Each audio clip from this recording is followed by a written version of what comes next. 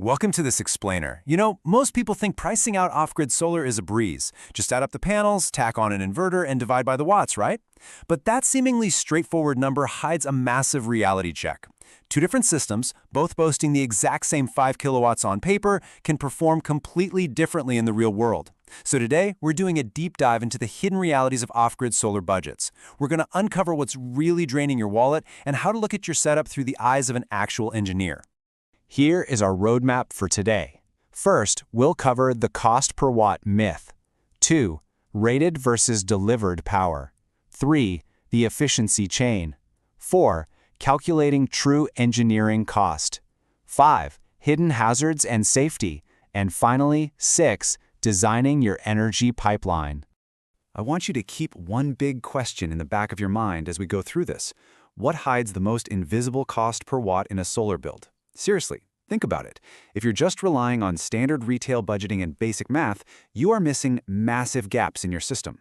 We're going to challenge those initial assumptions, completely shift how you think about buying solar equipment, and find out exactly where your money and your power are secretly disappearing to. This quote really anchors our entire explainer. Most people price solar systems like shopping carts. Real engineers price them like energy pipelines. Let's be real. When you buy groceries, you just toss items in a cart, check out, and add up the final bill.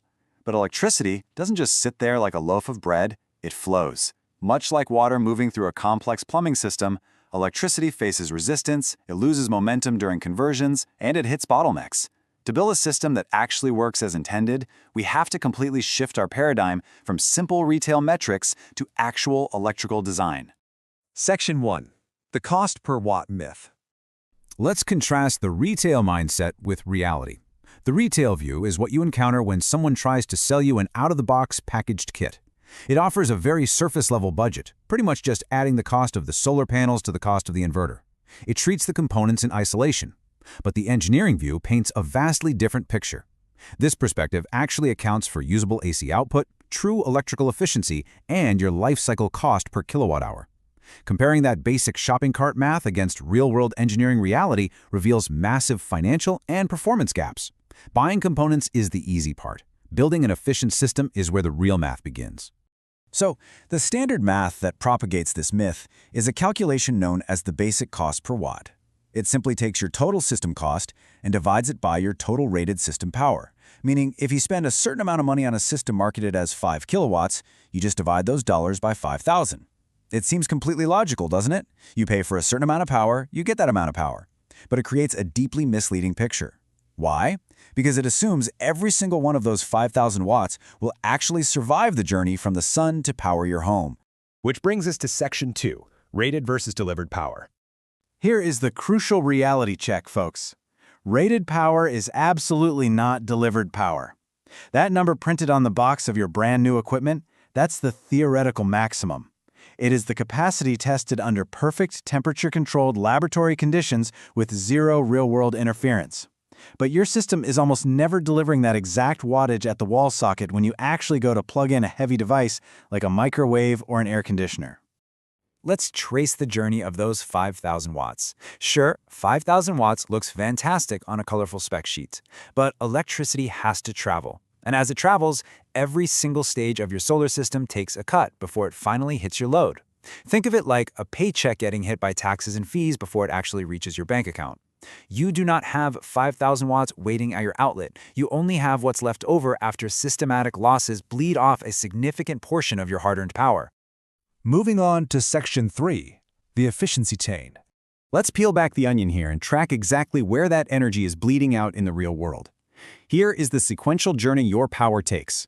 Step 1 is the MPPT charge controller, which manages the voltage coming from your panels. Step 2 is the battery bank, where energy is chemically stored. Step 3 is the inverter, flipping your DC power over to AC. And Step 4 is your system wiring, connecting the whole shebang together. At every single one of these physical transitions, energy drops. It's lost to ambient heat, it's lost to conversion inefficiency, and it's lost to the natural electrical resistance of the copper wire itself.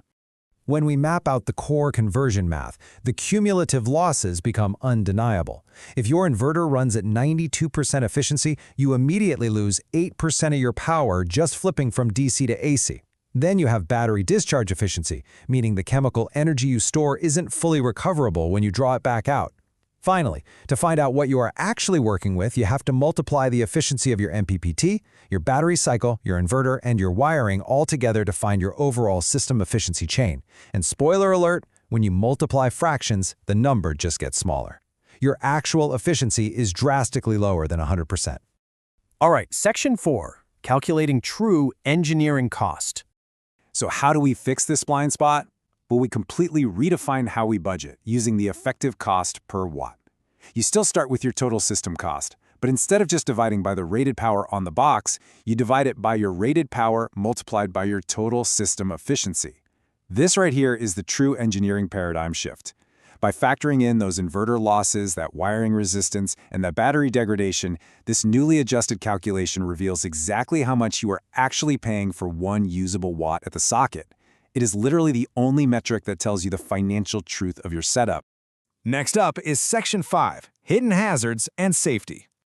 I really need to stress this point, because ignoring these efficiency calculations isn't just a great way to waste your money, it is a phenomenal way to start a fire. High current DC systems are not forgiving. Electrical work is inherently dangerous, and a small design mistake in a typical 48-volt off-grid system can easily produce dangerous heat, arc faults, or even a total catastrophic equipment failure. Ignoring the efficiency chain doesn't just mean your lights dim when you turn on a heavy appliance, it means the physical hardware in your home or cabin could literally melt.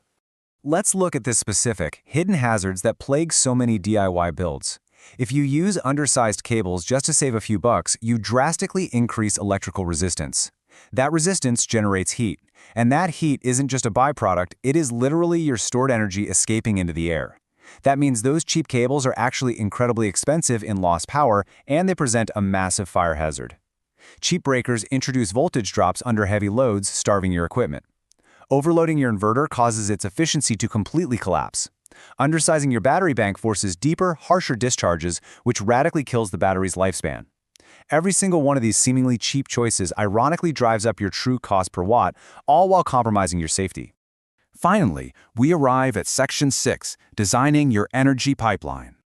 To really apply this engineering mindset, here are your non-negotiable best practices for true budgeting. First, you absolutely must account for proper DC side protection, factoring in the real, unavoidable cost of high-quality fuses and breakers to protect your investment.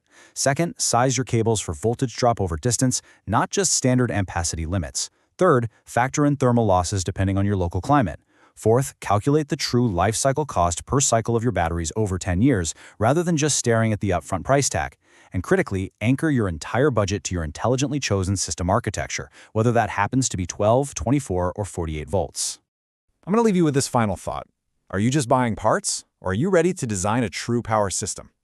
Once you understand that cost per watt is a dynamic, living performance metric rather than just a static price tag, you unlock the ability to build an efficient, safe, and truly cost-effective energy pipeline. Standard retail math might make you feel like you're getting a great deal today, but long-term efficiency is the ultimate measure of your system's worth tomorrow. So stop shopping and start engineering.